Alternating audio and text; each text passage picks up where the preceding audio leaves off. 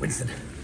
All right, people, it's time for another Viva on the Street, and this is a doozy, because if you're Canadian, you probably know less about the Freedom Convoy 2022 than if you live outside of Canada, because fake news does what fake news does. It ignores until it can no longer ignore, and then it spins.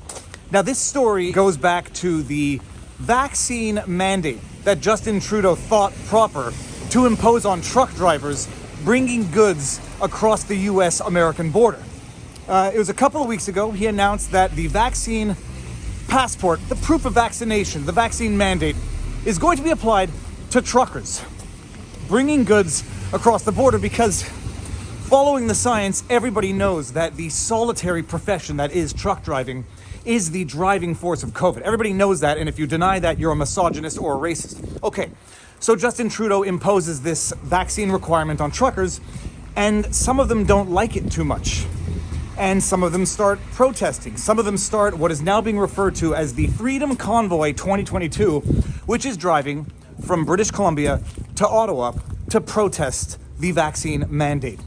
Now, there's another layer of this fake news nonsense, because when this protest began, people started posting pictures of empty shelves in grocery stores, saying that this is causing supply chain crises, issues with supply, and that shelves are empty, meat products are not there, milk products are not there, fruits and vegetables, which we rely heavily on from the United States, are not there.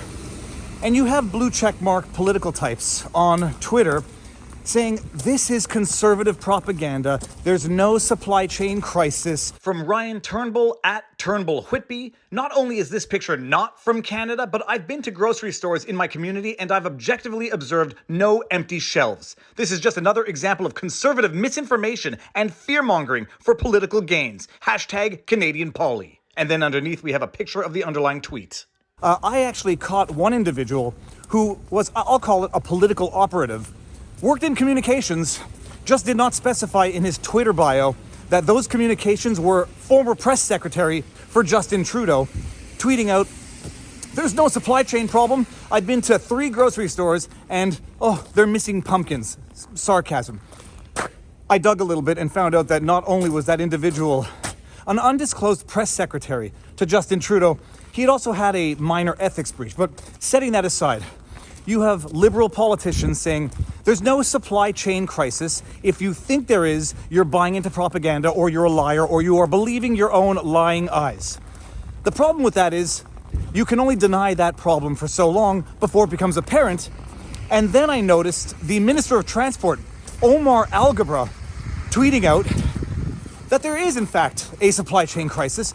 It's existed for the 2 years of COVID, but COVID is the cause, and not these idiotic and unscientific government measures imposing vaccine requirements on truckers. Omar Al-Gabra, blue checkmark at Omar Al-Gabra. For the last 2 years, we have seen what happens when COVID-19 hits our supply chain. In November 2021, we mandated vaccines for rail and air crews, and last week we expanded that mandate to include the trucking industry.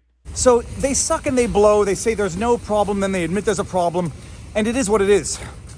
But now, getting back to the fake news, ignoring this trucker convoy that is now picking up pace and picking up participants literally and metaphorically. It left from Vancouver. It's driving across the country. People are lining the streets to show support. This is not just support for truck drivers per se. I mean, you have truck drivers who are unvaccinated who are protesting. Then you have truck drivers who are vaccinated but who are protesting in solidarity for their brethren. And then you have people lining the streets because this has become representative of a government thinking it owns the bodies, literally, of the citizenry. But the media has been ignoring it entirely, despite the fact that it raised millions of dollars on a GoFundMe page, which was apparently temporarily suspended until the organizers could show a plan for the money. Whatever. The media has been ignoring it, despite the fact that there are Facebook pages with hundreds of thousands of supporters supporting this movement. And apparently Facebook had temporarily shut down one of the pages that had 600,000 followers. So, you know, the media and big tech and the government, they're not working in tandem. All of these are just happy accidents, happy coincidences. Setting that aside, the media has been ignoring it, utterly ignoring it until they could no longer ignore it. And it was like a few days ago, CBC ran an article about a convoy, a trucker convoy, hundreds of trucks in British Columbia protesting road conditions. And I tweeted, that's an interesting way of describing the Freedom Convoy 2022. And it turns out that there was another convoy in British Columbia from, I think it was Surrey to Vancouver, I forget exactly where.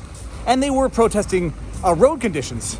And I said, this is still nonetheless fake news by omission and redirection, because what the CBC does, they run this article so that people who might hear of this convoy look it up and say, oh, it's just a couple, maybe 100 truckers in British Columbia protesting road conditions, and not thousands of truckers driving across the country to Ottawa, potentially disrupting the food chain in protest for this vaccine mandate.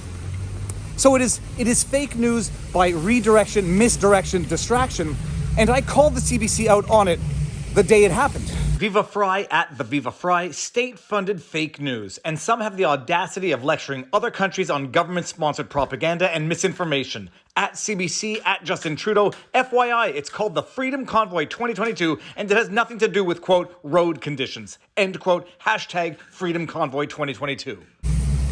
Then I noticed today, as I'm looking up an article, the same article that I saw the other day, I noticed something different about it. It had in the description after the headline, an added qualifier. This is not the convoy that is going across the country to Ottawa. And I read that, I was like, I didn't remember reading that in the first article when I first read it. And so I called on the internet to show me a way to find the previous versions of this article. And they did, through this time machine or whatever it is. And lo and behold, the article was edited. And CBC added that distinction the day after the article initially ran. So anybody who read that article, the day all of this was actually making the news, was left thinking this is a small protest in British Columbia about road conditions. After the bulk of the people read that article, the next day, the CBC edits the article to add the major qualifier in the caption below the headline and an editor's note that there is this other minor convoy driving across the country to Ottawa.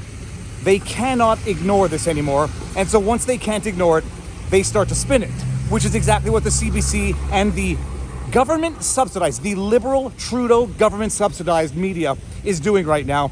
Now they're recognizing that there's a big convoy going, and they are trying to, like they always do, depict the participants as extremists, eccentrics, racists, misogynists. And Justin Trudeau took to whatever he did today in his speech to say precisely that. The small fringe minority of people who are on their way to Ottawa or who are holding unacceptable views that they're expressing do not represent the views of Canadians who have been there for each other, who know that following the science and stepping up to protect each other is the best way to continue to ensure our freedoms, our rights, our values as a country. But now that they cannot deny this massive movement, now that people are learning about it, not from the state-sponsored mainstream media, but from independent journalists, the likes of Keenan Bexty, Rebel News, Ezra Levant, now that people know about it, now that they cannot deny it, they cannot ignore it, they have to spin it, and they have to try to pretend it is something it's not, and they're going to try to spin this and pretend that it's something akin to January 6th Capitol riots in the United States. They're doing it in real time. They are trying to hide it from you, and when they can't hide it from you, they're trying to lie to you to make it out to be something that it's not. And I gotta tell you something, the next few days are going to be interesting, but that's where we're at.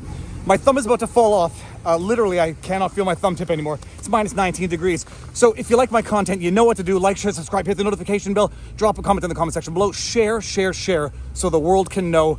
And now you know your vlog, Pete. Can't even talk anymore. Now you know your vlog. Peace out. Oh yeah!